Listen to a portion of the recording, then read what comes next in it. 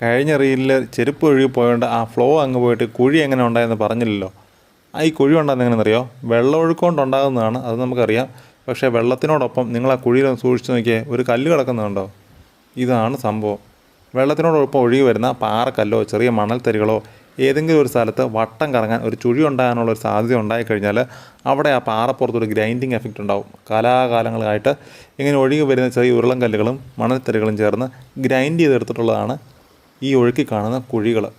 വളരെ അപകടം നിറഞ്ഞ കുഴികളാണ്. പുറമേ നിൽക്കുന്ന ഒരു ആഴമായിരിക്കത്തില്ല അതിനുണ്ടായിരിക്കുക.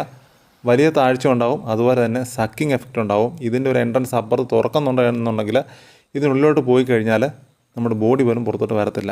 തൊമ്മൻകുത്ത് ഉൾപ്പെടെയുള്ള പല സ്ഥലങ്ങളിലും ഒരുപാട് അപകടങ്ങൾ നിറഞ്ഞ കുഴികൾ ഉള്ളതാണ്, പോയിട്ടുള്ളവർ കണ്ടിട്ടുണ്ടാവും.